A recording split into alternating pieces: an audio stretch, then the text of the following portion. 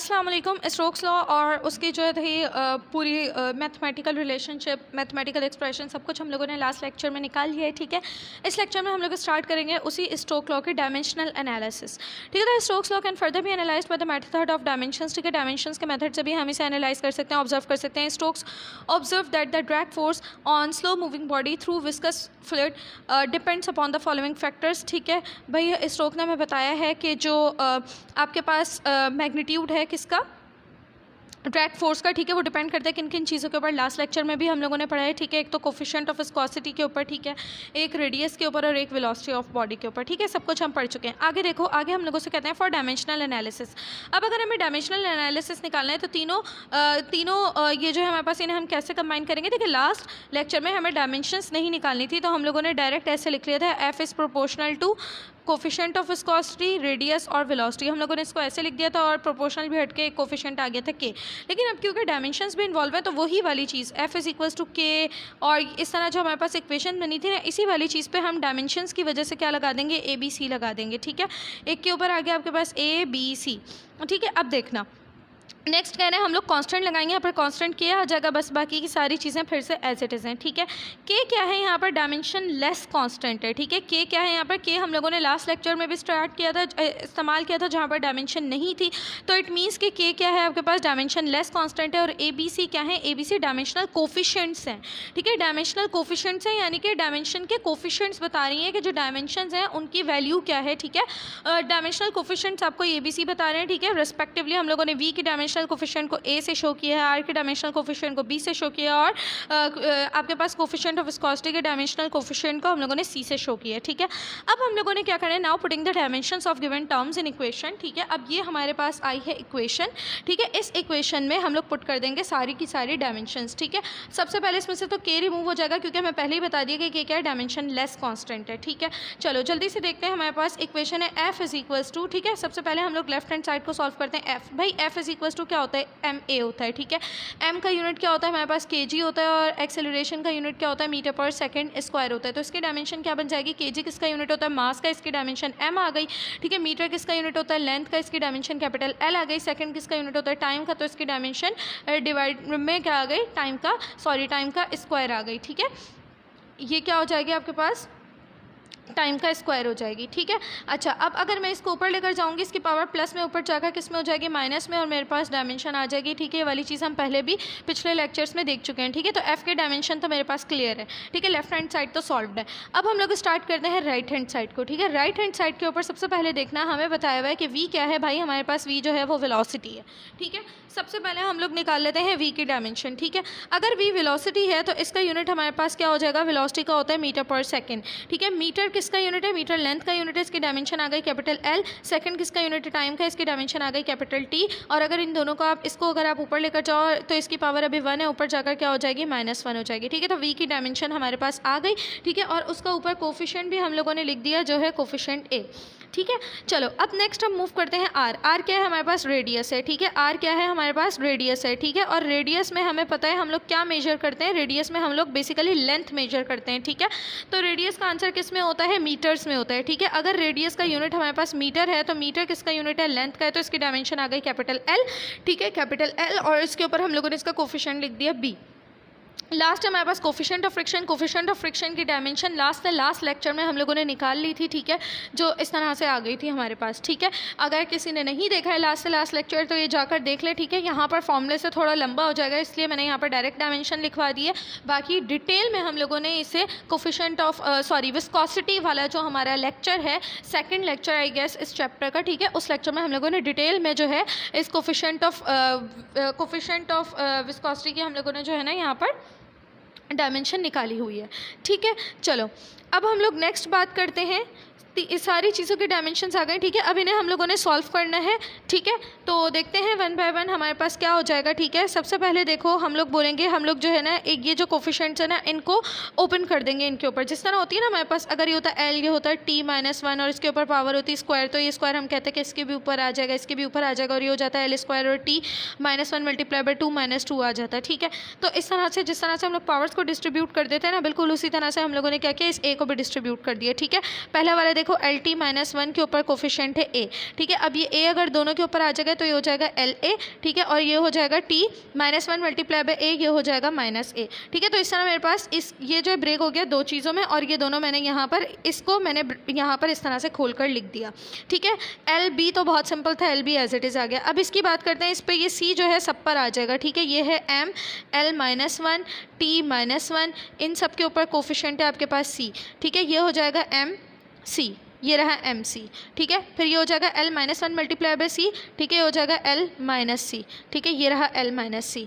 फिर ये सी इस टी के भी ऊपर आ जाएगा, T minus one multiply by C, ये हो जाएगा टी माइनस सी, ठीक है। ये आ गया आपके पास टी माइनस सी, ठीक है। लेफ्ट हैंड साइड अभी तक है वो, ये राइट हैंड साइड पर अब क्या हो जाएगा, देखो हम लोग पढ़ते हैं ये सारी चीज़ें आपस में क्या हो रही है, मल्टीप्लाई हो रही हैं, ठीक है। हम लोग पढ़ते हैं कि अगर एक्स वाई जो है मल्टीप्लाई हो रहा है, किसके साथ मल्टीप्लाई हो रहा है, एक्स स्क्वायर वाई के साथ मल्टीप्लाई हो रहा है, तो मल्टीप्लिकेशन में हम लोग कहते हैं कि भाई अगर बेसिस सेम है तो हम लोग क्या करेंगे, इसे एक दफ़ा लिखेंगे और इसकी पावर्स को क्या कर देंगे, ऐड कर देंगे, 1 + 2 कर देंगे, और x multiply by x square आपके पास हो जाएगा एक्स क्यूब।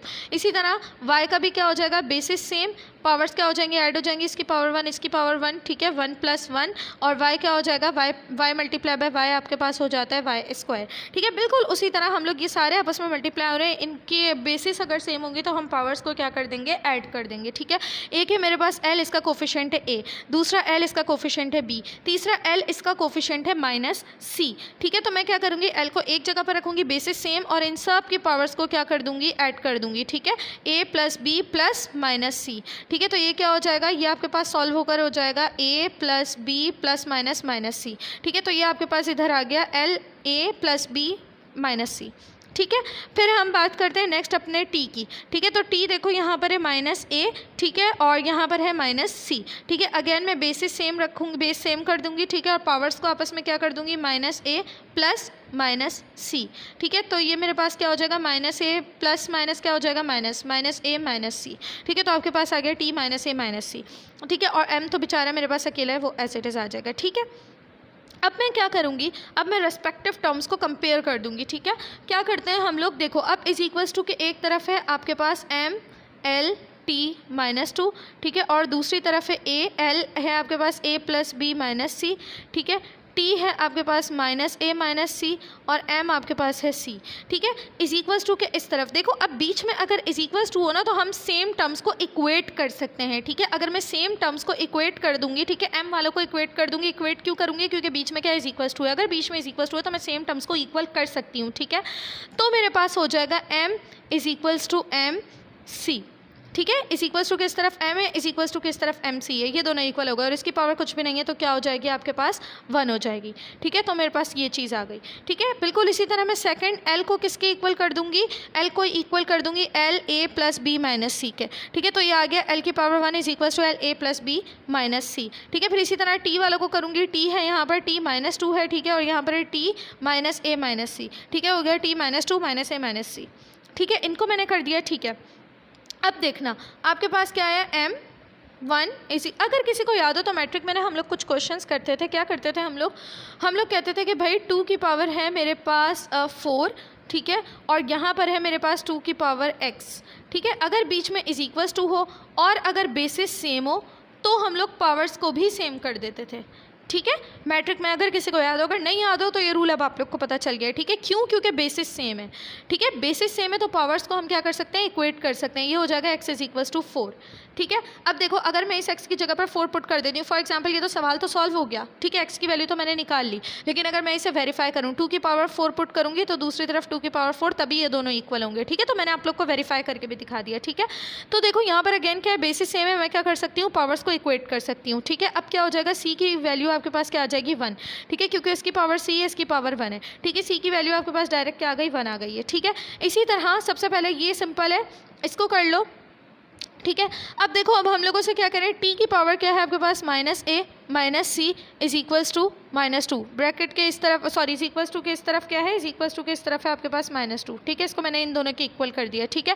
पहले मैंने इसको चूज़ क्यों किया, इसका एक और रीज़न है कि भाई मेरे पास पहली बात तो ये थोड़ा सिंपल भी है, छोटा भी है एल वाले के मुकाबले में, और दूसरी बात कि मेरे पास जो है किसकी वैल्यू आ चुकी है, सॉरी मेरे पास जो है सी की वैल्यू आ चुकी है, तो अब मैं ए आसानी से निकाल लूँगी, ठीक है।